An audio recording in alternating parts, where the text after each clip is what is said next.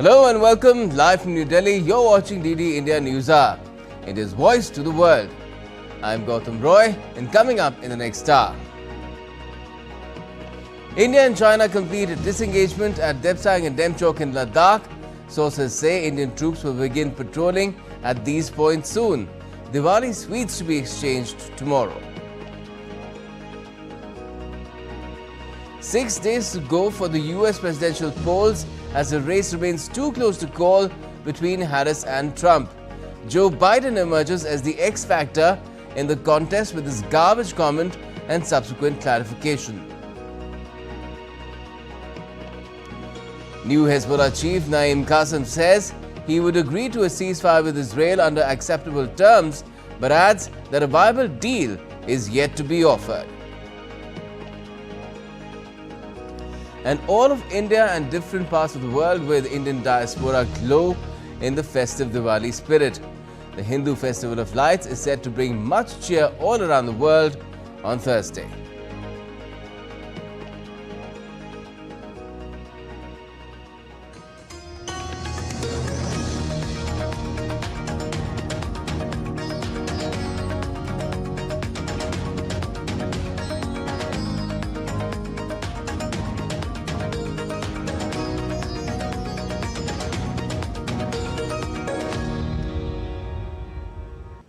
Well, the disengagement exercise between India and China in Depsang and Demchok in Ladakh has been completed. According to sources, the Indian Armed Forces are conducting the verification. Sources also add that coordinated patrolling will start soon by both sides. Ground commanders will also continue to hold talks. The two sides will exchange sweets for Diwali on Thursday. The Indian and Chinese troops were verifying the vacation of positions and removal of infrastructure. Foreign Secretary Vikram Mesri on the 21st of this month had announced that New Delhi and Beijing reached an agreement to disengage in the remaining friction points at the line of actual control, which is the de facto border near eastern Ladakh. And DD India's Vishal Biristo joins us for more on this development. Hi Vishal, now what details can you share with us about this disengagement which has been completed in Depsang and Demchok? How will this Diwali cheer be sustained and then taken forward towards better ties? Well, a very good evening to you, Gautam. For the benefit of our international viewers, India celebrates the Festival of Lights tomorrow. It's a big day, the exchange of sweets at the LAC.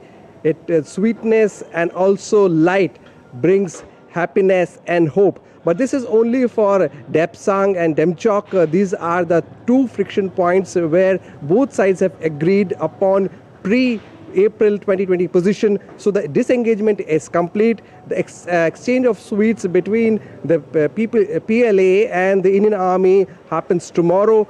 And it's an ongoing process because the verification needs some time. Physical verification is required so that it is rest assured that there has been a complete disengagement on record.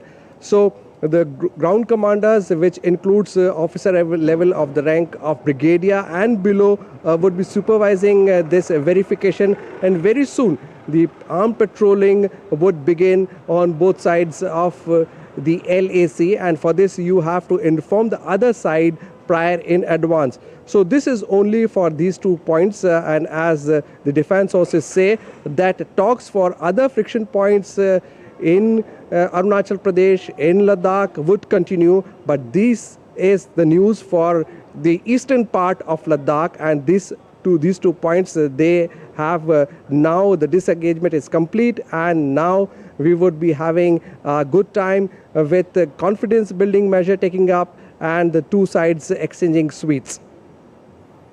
All right, well, let's hope that this is taken forward and there's a de-escalation that follows as well, apart from improvement in relations. Thanks, Vishal, for the moment. Now, India's Prime Minister Narendra Modi took to social media platform LinkedIn on Wednesday and said that the inauguration of the C-295 aircraft manufacturing complex in Vadodara was a watershed moment in India's defence and aerospace journey. In his post, Prime Minister Modi said, the inauguration of C-295 aircraft manufacturing complex in Vadodara alongside the President of the Government of Spain Pedro Sanchez, is a watershed moment in India's defence and aerospace journey. The PM said the speed of execution from foundation stone to operational facility in just 2 years is breathtaking. He called it a clear manifestation of a new work culture and the capabilities of the people of India. Prime Minister Modi also gave a call to action to India's youth, startups, manufacturers and innovators. He said India's doors are open for innovation, the policies are supportive and opportunity is unprecedented.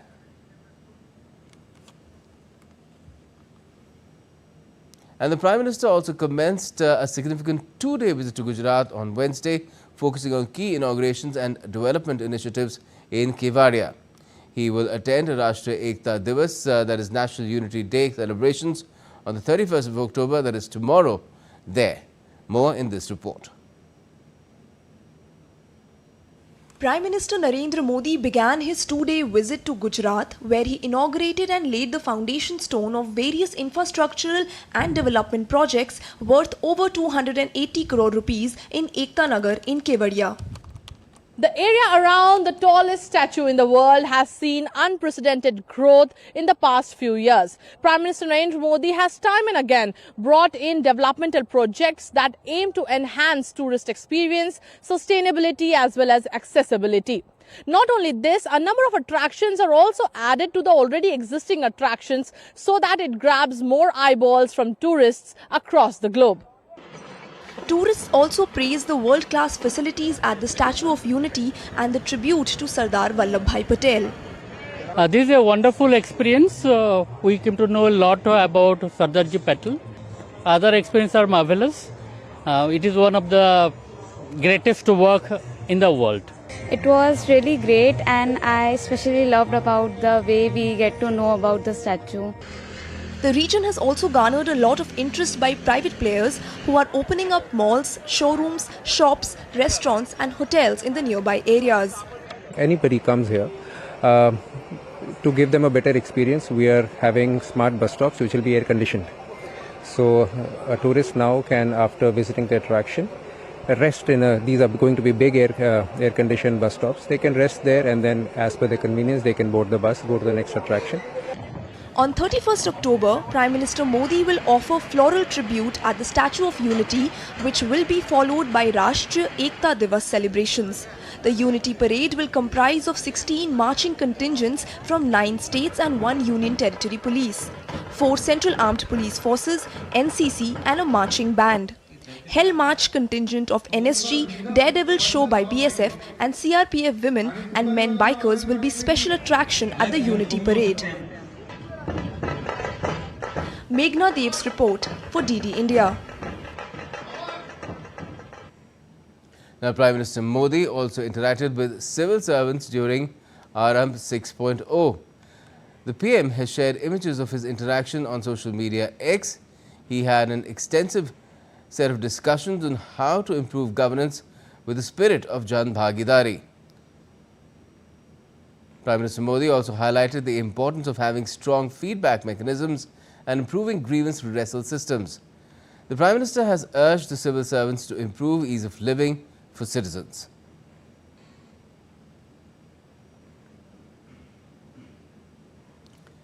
India's Trade Minister Piyush Goyal has said that the global multilateral trading system of the World Trade Organization, that's the WTO, hasn't failed but is rather experiencing certain stresses. Speaking at the 8th Future Investment Initiative in Riyadh, Saudi Arabia, the Indian minister pointed out that the WTO is grappling with issues such as the lack of an appellate body since 2019, which prevents the resolution of disputes through the WTO framework. And earlier in the day, India's Trade Minister met Saudi Industry Minister Bandar bin Ibrahim Al Khurayev. The two leaders discussed expanding cooperation in fertilizers, petrochemicals and mining. And still to come on DD India News Hour. The Kremlin says Russia's nuclear drills have been regular. Respective countries have been notified. The UK's Labour government raises taxes by £40 billion in its new budget plan, primarily targeting the affluent.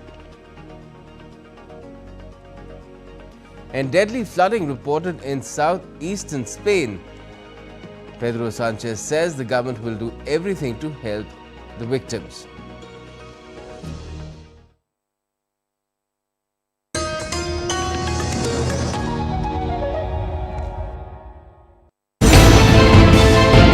Geopolitics and trade deals. Economic challenges amid development. Hard work and the path to prosperity. It's the economy always. Between walkers, money is what money does and says. Supply creates its own demand. Between the bulls pulls and bears tears. When supply chains globalization and India rises to the podium. We'll get you centered with the economic brief at 8 p.m. every Thursday on DD India.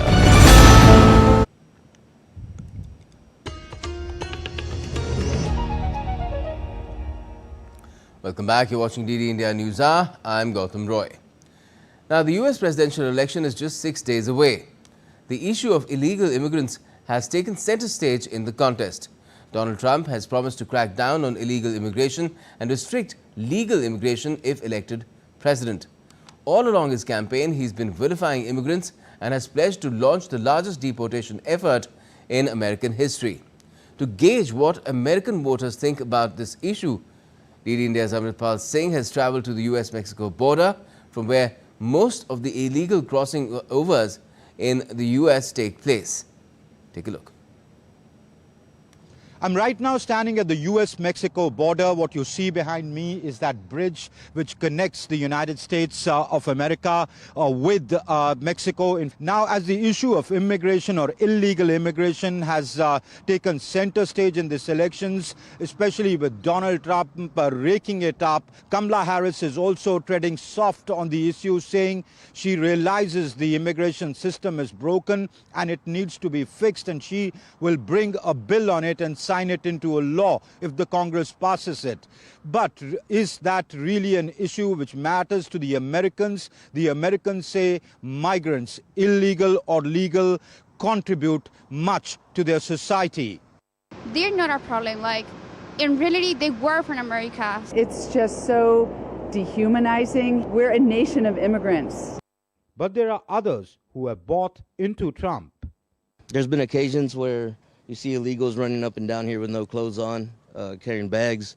There's also been issues with illegals jumping in people's backyards, hiding in people's vehicles. And so you're asking if that's an issue? Yes, absolutely, it's an issue. Then there are those who disagree with Trump's radical proposals but say the immigration system needs to be fixed. I think immigration is good, not an open border with people rushing through. So what you see behind me is the Rio Grande River, hardly a river, just a stream that divides Mexico and the United States of America. It is just knee-deep water that can be easily crossed over. That is why you see the kind of illegal immigration through the southern border of Mexico. But the U.S. also has a fence, but it has surveillance here. You can see security cameras. You can see the border patrol personnel. If the Department of Homeland Security's 2022 data is to be believed, there are 11 million illegal migrants in United States of America, and that is why Donald Trump realizes this issue can be raked up to get votes to come into his kitty. Statistics from the U.S. Homeland Security, however, indicate that there is no direct link between crime and immigrants, any more than it is for naturalized U.S. citizens. Whatever the reality, immigration has become a contentious issue in this election season. The question is, will it lead to significant political dividend for Donald Trump? With cameraman Sanjay Jaina, Amritpal Singh from the Mexico-US border in Texas. Now, as the US presidential election draws closer, Indian Americans are voicing their priorities and expectations. Shubhendu Ghosh spoke to Indian Americans in Atlanta on what matters most to them in these elections. I just think they need more of a voice in government as well. Like, you don't see a lot of Indian Americans, in government. Now there are a few now that are coming up, but in general, compared to what the population we have here, I don't think we have enough representation. I've seen various governments come and go, but one of the most important things for me in this particular election is the migrant issue. And for me, this is a big issue. And of course, the inflation that's happening, that's a big issue, where a lot of the Americans are not able to afford, even things like gas and food, and they have to make the choice. These are not the choices a country like America should be making. I see that there are a lot of things which immigration is not able to do in this country because of visa issues and everything. So I see that students, so many kids come here for student visa, but because of the immigration H-1B visa, they have to go back, or else they end up paying so much fees for the student visa. The people that are coming in now or over the past decade are still facing so many issues in spite of so much contribution to the economy and the development of this country, with finding a stable legal status here, work permits and immigration issues, and it's just taking longer and longer. We Indians, we come from India and we get green cards and citizenship in a long process. We have to follow even paying the taxes and so much things. But the illegals, they just come in and they're getting everything in most of the states, which is the biggest problem for us. Now, DD India's Shubhendu Ghosh joins us live from Atlanta in Georgia. Well, hi Shubhendu, the issue of migrants has been thrust into center stage by Trump's MSG rally and the subsequent firestorm that's been kicked up by Biden's disparagement. Now, will this become a big factor at this late stage of the race, particularly in a swing state like Georgia, where you are? Hello, Gautam. A short answer, absolutely. We first have to look at the manner in which, as the election day is getting closer, the political rhetoric is getting sharper and bitter, and the discourse from both sides is touching its lowest bottom. Now, coming to the issue of migrants and illegal immigration, to answer your question in two parts. First, the issue of illegal immigration, yes, it is one of the biggest issues going into these elections. We've seen Donald Trump really riding on this issue as the most important issue that should determine the outcome of the elections. The rhetoric that has come out from his side, from him in particular, referring to immigrants, illegal immigrants as aliens, from the other of his supporters, what we saw at MSG, really very crass comments coming in, referring to a race or a country as a floating pile of garbage, which has invited a lot of backlash. And then Joe Biden also using very problematic terms to refer to all of Trump's supporters as garbage. Now, the illegal immigration continues to be an important issue. Some of the bites that we heard from the Indian Americans, we understand that America is a land of immigrants. About 14% population is comprises migrants who've come from different parts of the world. But immigrants don't necessarily equate themselves with illegal immigrants. The migrants, Indian Americans, for example, who've come in, they've waited for a long time. Many wait for years or even decades to get a green card or a citizenship. On the other hand, they see illegal immigrants coming in without any law, any policy, any paperwork. And then they are a burden on the resources which are limited in a country like America, where there's so many migrants looking to make a life here. So in that sense, the immigrant community is also diverse. They have diverse perspectives. But yes, the very difficult, problematic comments that have come from the leadership, both the Democrats and the Republicans, it does consolidate their opposition in these elections. We are in Georgia. I'm in Atlanta, the capital of Georgia. This state is one of the very important swing states. Why? Because it's got a very potent, strong Republican base here, but also one of the largest African-American black population. One of the highest Asian American population is also living in Georgia. In Atlanta, you have a very high number of black population. Elsewhere outside of Atlanta, you see a majority white population. So it looks like a red state with a blue dot in between is what many experts say. So in that sense, the manner in which that consolidation will happen in opposition to these very, very problematic comments is something we'll see in the outcome of the elections. Gautam? All right. And also, Shubhendu, tell me now about two F factors. One is fear, because of the intense contest and polarization. Are people worried about violence and intimidation during and after elections? And the second one is fatigue. Are voters tired of being bombarded by ads and commentary by now, particularly in battleground or swing states again? Okay, let's first talk about the first F that you mentioned, fear.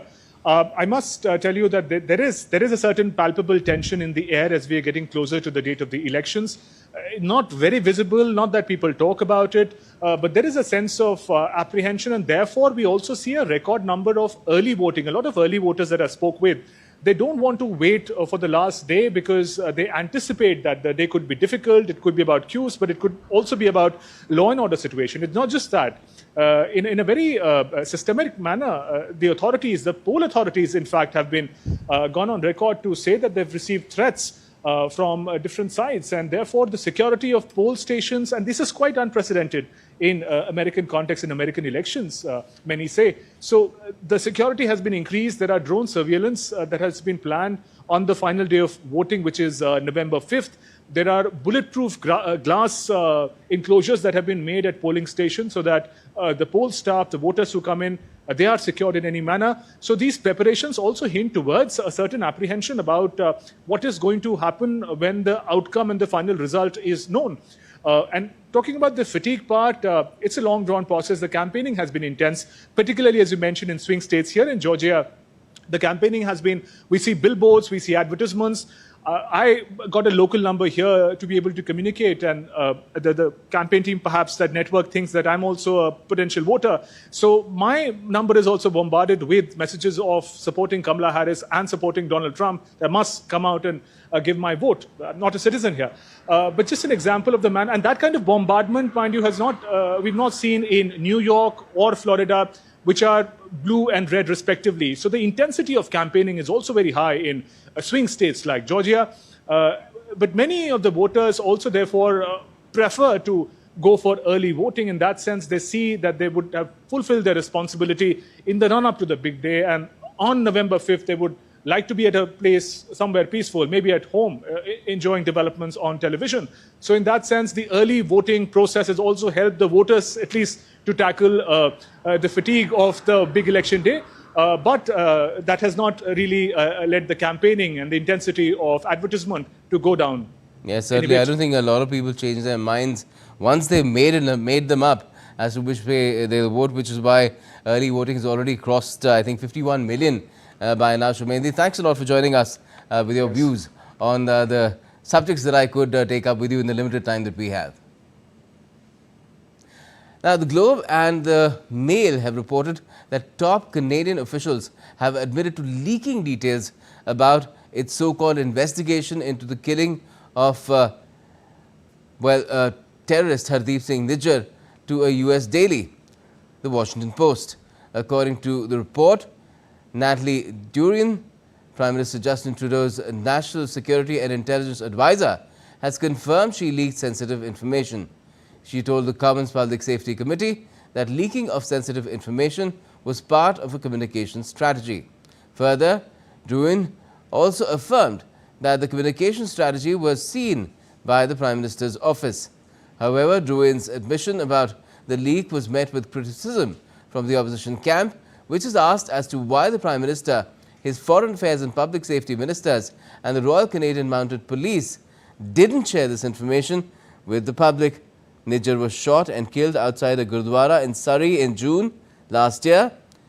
Nijjar, who held a Canadian citizenship, was designated a terrorist by the National Investigation Agency of India in 2020. Now to West Asia, where the conflict has intensified as Israel faces off against Hezbollah in Lebanon and the Hamas in Gaza.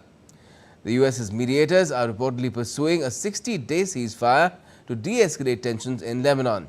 Here's a closer look at the latest developments and diplomatic efforts in the region.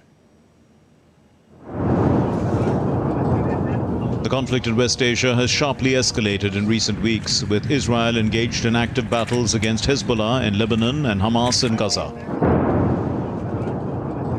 US mediators are reportedly working on a 60-day ceasefire proposal to de-escalate tensions between the Israeli army and Lebanese armed group Hezbollah in West Asia. Reports suggest 2 months of truce will be used to finalize the full implementation of United Nations Security Council Resolution 1701 to keep southern Lebanon free of non-state armed forces. This comes as the Israeli military continues expanding ground operations in Lebanon, with the IDF issuing an evacuation notice for the city of Baalbek amid intensified targeting of Hezbollah strongholds. Amid the escalating violence, U.S. Ambassador to the United Nations Linda Thomas-Greenfield emphasized the humanitarian crisis in Gaza. The United States has made clear to Prime Minister Netanyahu that 1 year into this conflict, Israel must address the catastrophic humanitarian crisis in Gaza. The conflict between the Israeli army and Hamas also goes on in Gaza. The IDF confirmed that 4 of its soldiers were killed in combat in northern Gaza, bringing the total number of Israeli soldiers killed since October 2023 to 776. The U.S. voiced concerns about civilian casualties after an Israeli strike on a residential building in northern Gaza. We are deeply concerned by the loss of civilian life in this incident. We have reached out to the government of Israel to ask what happened here, and Israel has decimated Hamas's military capabilities. And all of that, getting to here, came at great cost to civilians in Gaza, which is, of course, often the case when civilians are caught in the crossfire in conflict. And it is another reminder of why we need to see an end to this war. On another front, Iranian Defense Minister Aziz Nazir-Zadeh claimed on Wednesday that Iran's missile production has not been impacted by Israeli airstrikes that took place on October 26. Meanwhile, Israel's Chief of Staff, Herzi Halevi, issued a stern warning to Iran, stating that any future missile attacks on Israel would result in a severe response, targeting specific sites within Iran. If Iran makes the mistake of launching another missile barrage at Israel, we will once again know how to reach Iran with capabilities that we did not even use this time, and strike very, very hard at both their capabilities and locations that we set aside for now. As the conflict continues to surge, all eyes are on the diplomatic efforts to defuse hostilities and bring stability in West Asia. Bureau Report, DD India. And Hezbollah's newly appointed leader, Naim Qassem, has said the group would agree to a ceasefire with Israel under acceptable terms. In his inaugural speech as Hezbollah's Secretary General, Qassem said that a ceasefire would be considered if Israel halts its aggression and acceptable terms are met. He added that any potential agreement must align with Hezbollah's interests and values. Britain's new Finance Minister, Rachel Reeves, announced the biggest tax increases in 3 decades in her first budget. In her first budget speech, Reeves announced that Britain would invest $130 billion over the next 5 years in capital spending such as aerospace, automotive, housing and transport sectors. The British government announced to increase the day-to-day health budget by $29.33 billion, which is a major uplift in spending on the state-run National Health Service. Britain would provide the Defence Ministry with an initial $3.7 billion next year and promised an annual $3.9 billion support for Ukraine. To cover budget expenses, Reeves announced the biggest tax increases in 3 decades by $52 billion a year to cover a $28.6 billion shortfall inherited by her party. And while this is the first budget together, the hole in our public finances this year, which recurs every year, the compensation schemes that they did not fund, and their failure to assess the scale of the challenges facing our public services means that this budget raises taxes by £40 billion.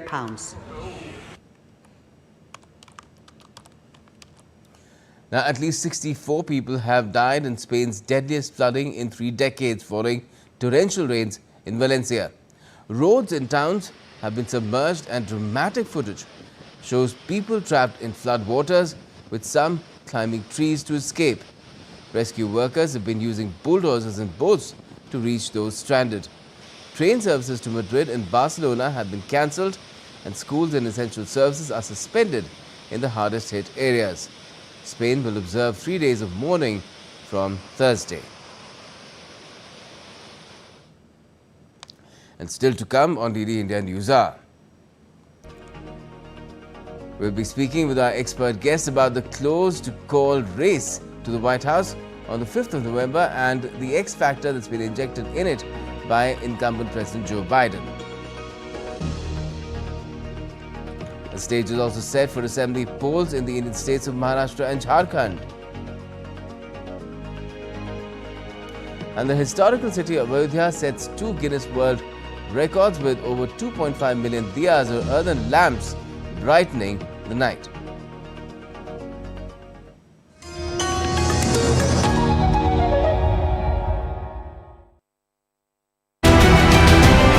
Who will be the next president of United States of America?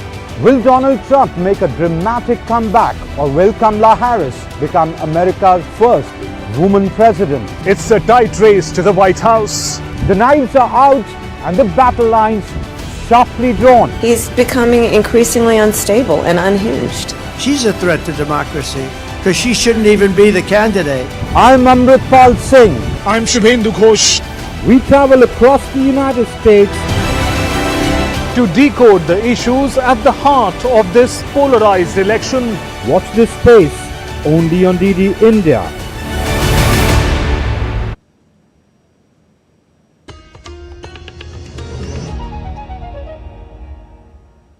Welcome back. You're watching DD India News Hour. I'm Gautam Roy.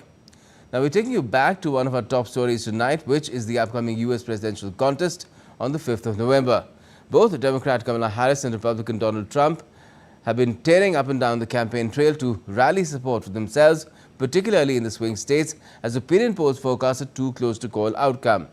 Each day is still springing up new issues and controversies, despite it being quite late in the day. The latest one being stirred up by incumbent President Joe Biden. Take a look.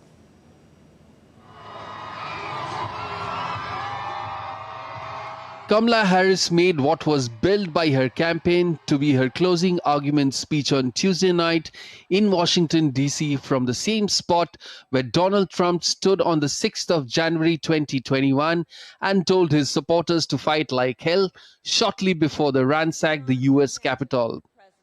Addressing the outdoor rally, estimated by her campaign to number more than 75,000 people, the Democratic presidential hopeful contrasted her approach to the Oval Office with her Republican rival while sounding out a dire warning. On day one, if elected, Donald Trump would walk into that office with an enemies list. When elected, I will walk in with a to-do list. Priorities of what I will get done for the American people. And I will work with everyone, Democrats, Republicans, and independents, to help Americans who are working hard and still struggling to get ahead. With just 6 days left to go for the presidential contest, both the sides are using all means and resources at their disposal to woo voters, including the Las Vegas sphere in the swing state of Nevada. According to the latest New York Times poll of polls, a nail-biting finish is on the cards, with Kamala Harris's 49% vote share narrowly edging out Trump's 48%. The Reuters Ipsos poll also showed Harris's lead over Trump dwindling to a single point, 44% to 43%. But renowned election forecaster Alan Lichtman doesn't go by any polls.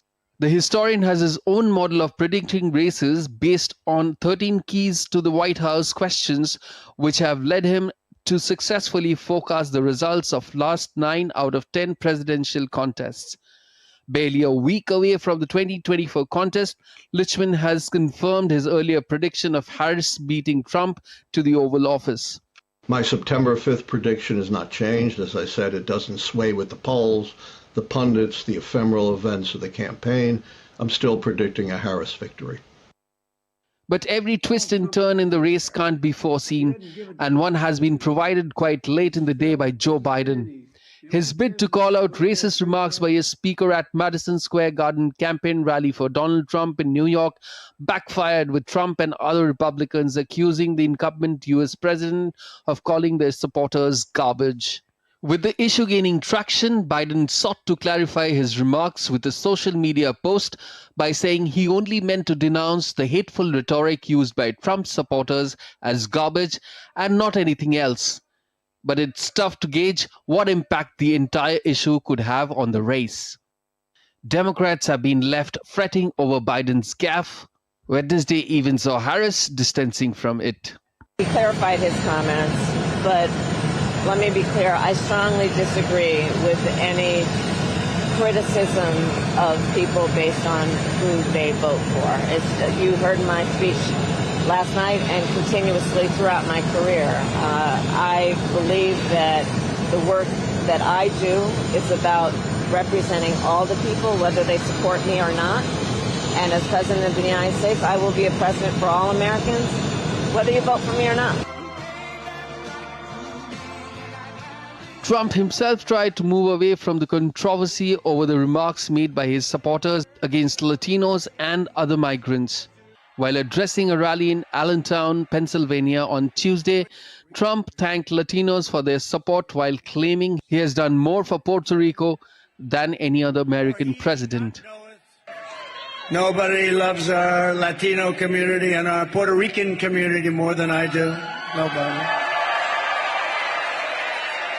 Yeah, it's interesting because I've done more for Puerto Rico than any president by far. Nobody close. I provided historic funding and the hospital ship when they were hit with a couple of really bad ones right in the road. Despite Trump's claims, a prominent Puerto Rican newspaper and renowned Puerto Rican rapper Bad Bunny have endorsed Harris. But all efforts are being made by both sides to reach out to voters of all segments. With just 6 days to go for the voting day, both Harris and Trump are in the swing states of Wisconsin and North Carolina on Wednesday. Harris will also address another campaign event in Pennsylvania. Gautam Roy for DD India. And let's talk about this further. We're joined by our expert guest, Meera Shankar, former Indian ambassador to the US. Good evening to you. Ms. Shankar, what do you make of how things are going and this X factor that's been injected into the entire contest by Joe Biden? Clearly, Kamala Harris distancing herself, not only distancing herself, but also disapproving, it seemed, of how Biden put across his point. It wasn't intended that way, but it sounded, I'm sure, offensive to a lot of people. Yes, I think it was in response to the remark made by an entertainer at Trump's rally where he called Puerto Ricans garbage. And so I think Joe Biden was basically, as he's tried to clarify, saying that that kind of rhetoric from Trump's supporters is garbage. That's the garbage he sees floating around. But the timing could not have been worse in terms of the comments that he's made. So both sides are grappling with this. Trump is trying to assuage the Puerto Ricans. Some Puerto Rican news media has endorsed Kamala Harris after Trump's remarks. And on the other hand, Trump supporters are upset with Biden's remarks. But Kamala Harris is not Joe Biden, and she's made that clear. And her message, the message that she's trying to give, is that she will be a unifier who will bring people together and will be a president for all of America, irrespective of those who voted for her or those who didn't. It's a very tight race at the moment, and the polls keep moving up and down, and they are all within the margin of error. National polls show Kamala with a lead, but it's come down to 1%. And in the swing states, Trump has an edge in Georgia, Arizona, and North Carolina, of 1% in North Carolina, 2% in the other states, whereas Harris has an edge of 1% in Wisconsin, Michigan, and Nevada. And in Pennsylvania, the polls are showing Trump with an edge of 1%, which is a key swing state because it has 19 electoral college votes. So both sides are making a keen effort to, cultivate these swing states. All the polls, even where they have an edge, they are within the margin of error. It's a lead of 1% or 2%. So it's far too narrow for anyone to make, a confident prediction of which way the election will swing on polling day. Yeah, certainly. But do you think issues like these, the one that's been stirred up by first Trump's Madison Square Garden rally, where these comments were made, and then Joe Biden, and now what's happening with different people making all sorts of attacks and counterattacks, do you think they can really change people's minds? Because look at how early voting is taking place. Already over 51 million American voters have cast their ballot. So it's unlikely to change their choice. Look at America. There are 50 states. Now, most of those states are traditionally either Republican, they vote Republican like Texas, or they vote Democrat like New York or California. And so the battle really comes down to these swing states where the population and the voter profile is mixed. So they're going to have an outsized role in terms of where the election finally pans out. Quite a number of voters still say they haven't made up their minds. Not so many, but still, that is the heart which both candidates will pitch for. Because those who are their committed supporters are already there with them. It's those who are undecided or middle of the roaders who can swing from one party to another based on who they think is the better candidate. This is the ground on which both are operating at the moment. Now, you mentioned issues really, with Kamala saying that she will have, A, she'll be a unifier, not a divider. B, she will try to have an economy of opportunity, which works for the middle class, not only for the super rich, and focusing on abortion rights, which has become a big issue with women. Trump has been focusing on illegal immigration and this sense of America being under siege from illegal immigrants. Now, what actually is the unspoken element here is race. This whole fear of illegal immigrants, it's basically white anxiety. It is anxiety about potential demographic change in the United States, even though it's far from it at the moment.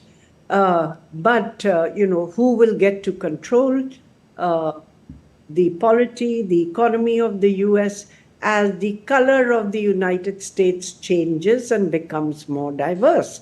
So the unspoken element when this fear of immigration is spoken about. Do you think also, Meera Shankar, that some of the issues that are really at the core of these elections linked to the principal issue that voters see is a cause that needs to be addressed, which is the economy? And these linked issues are both Russia, the war in Ukraine, and even China. They've sort of faded a bit into the background with these sort of other issues related to race, to reproductive rights and justice, and some of the other issues cropping up and taking more prominence.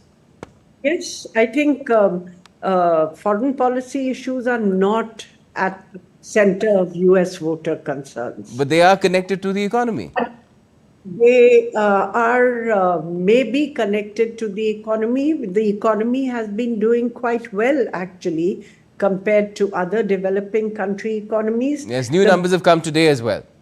The Biden administration has steered the economy quite skillfully because they managed to now tame inflation, reduce unemployment, and still have growth. There was a worry that the US would enter a recession, but it hasn't. Nevertheless, the economy still doesn't generate a feel-good factor amongst the public because inflation has been high. The US consumer has been used to low inflation for a very long time, and they've been feeling the pain of having to pay higher prices for what they consume, of higher mortgage payments on their house loans or higher house rentals. And all that has translated into, some dissatisfaction with the economy, despite the fact that the US has performed the best out of all the developed country economies at this juncture. And most economists give Biden credit for steering it fairly skillfully, but it hasn't translated, as I said, into a feel-good factor for the public. So the economy is at the center of voter concerns. It's always been in the US. If you remember Bill Clinton and his slogan, it's the economy, stupid. Mm-hmm. And despite George Bush Sr. having won the Iraq war with Saddam Hussein and so on, the voters voted Clinton in because their concerns were not about, we have, put Saddam in his place and, this is great. No, they actually thought about the economy first. And then there has been a concern about immigration because, this is a challenge with the Trump administration faced, which the Democratic administration has also faced. And there is a sense that the Democrats have perhaps been not tough enough on illegal migration. And what the Republicans have done is to take illegal immigrants and bus them into so-called sanctuary cities, such as New York or Chicago or others, where, refugees are allowed to stay till their political asylum cases are decided. So as a result, many of the cities have been overwhelmed. But figures show that actually it's come down in the last year and more. It's come down. And of course, the Democrats say they were willing to put more money, strengthen border enforcement, but and there was a bipartisan bill in the Senate supported by both Republicans and Democrats, but Trump asked his supporters in the House of Representatives to kill it. So he wants to run on a problem rather than fix it. But these are the issues really which matter to them. But there are segments, let's say the Arab Americans, for whom what is happening in the Middle East or in West Asia, as we call it, would matter a lot. And if they decide to boycott or, vote for Trump, then it impinges. They've traditionally been Democratic supporters. Yes. It impinge in, say, Michigan, where they are there in quite substantial numbers, on the outcome for Harris. On the other hand, you have the Jewish lobby, which would be very keenly watching what kind of policy is followed vis-a-vis Israel. So there are segments, of the population who are very concerned about foreign policy, but the larger voting electorate, I think, is more concerned about bread and butter issues and domestic issues. Yes, certainly. And I would have loved to talk to you a little bit more about this. We're completely out of time. Building up concern to election day on security as well, because in India we're accustomed to seeing security personnel carrying guns because that is one prime concern, and it is emerging as one in the US too, with the kind of polarization that we're seeing. But perhaps we'll have another opportunity in the coming days to do that. Thank you for joining us. For the moment, Meera Shankar. Now, Russia's nuclear trainings have been regular, says the Kremlin, and that there is a mechanism of notification of respective countries about missile launches. The Kremlin has also dismissed a Financial Times report that Russia and Ukraine are in early stages of negotiations. More in this report on the Russia-Ukraine conflict. Residents cleared debris after an apartment block in Kiev was hit overnight in a Russian drone attack. 9 people were injured, several apartments set ablaze, and a kindergarten was damaged. We didn't understand what happened. Something went bang. Then my child ran to the bathroom and we were in the front room when a man with a fire extinguisher shouted at us, "Quickly get out, it's burning." Then the balcony started to burn. By the time they put it out, everything on the balcony was on fire. Just everything. I had cupboards, dishes, winter clothes. Everything was burnt. Ukraine's Air Force has said that Russia launched 62 drones overnight, but air defense units destroyed 33 of them over Kiev and other regions, although 25 were unaccounted for. Meanwhile, the Kremlin has dismissed a Financial Times report that Russia and Ukraine were in the early stages of negotiations about potentially halting airstrikes on each other's energy facilities. Kremlin spokesman Dmitry Peskov said there were many reports out there which have nothing to do with reality. Also answering a question of the latest Russian nuclear drills were a signal to the West, Kremlin stated that Russia's nuclear training was regular. There is a mechanism of notification of respective countries about missile launches. This is actually one of the regular trainings, and of course there is a mechanism of notification of respective countries about these launches. As for Putin's statements, they are always important and always perceived with interest everywhere. Devastated streets and buildings in the Kharkiv region's Vovchansk could be seen in a video released on Wednesday by the State Border Guard Service of Ukraine. Bureau Report, DD India. Let's now take a look at some other stories making news around the world as well. The World Health Organization has approved 2 additional Mpox in vitro diagnostic tests for emergency use. Expert Mpox, a real-time PCR test manufactured by Cepheid, was listed under the emergency use listing procedure on the 25th of this month.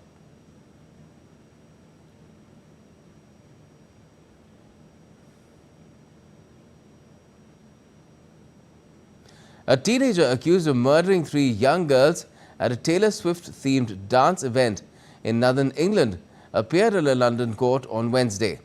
Axel Ruder-Cabana faces charges of murder, attempted murder, producing the deadly poison ricin, and a terrorism offence. The city of Lord Ram, Ayodhya, made history during the Deepotsav 2024 celebrations on Wednesday evening by setting 2 Guinness World Records. The Saryu River was illuminated with over 25 lakh, which is 2.5 million diyas or earthen lamps, marking the largest display of oil lamps ever recorded.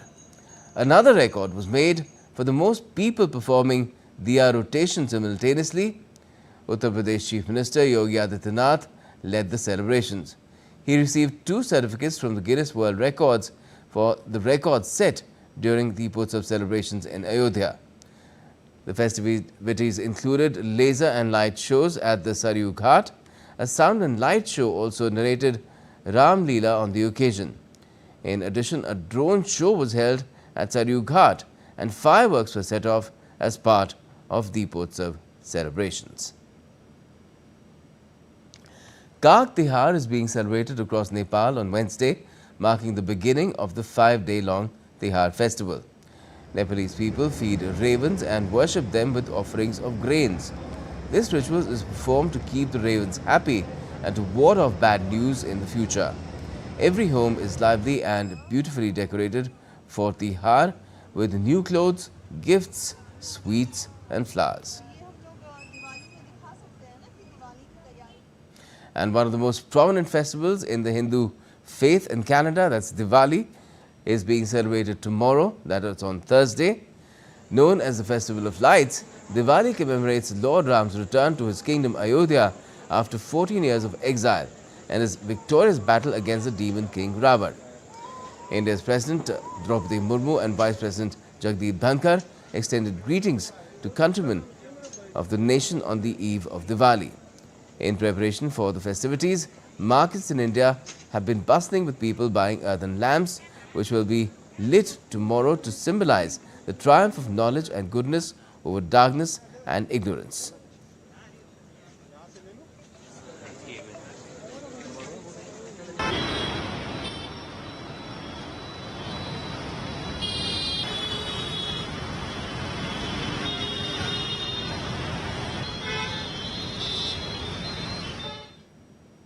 In fact, even today is celebrated as Choti Diwali, so a very happy Choti Diwali from all of us here in the DD family. And that's all we have in this edition of DD India News Hour. But do let us know your thoughts on the news of the day. And for those on the go, you can get all the latest news from India and across the world on DD India's mobile app. It's available on both Android and iOS. You can scan the QR code on the screen there and download the app right now. And we'll be back with more news as it breaks here on DD India. I'm Gautam Roy, and from all of us here in Delhi, thanks for watching DD India News Hour and have a great Diwali.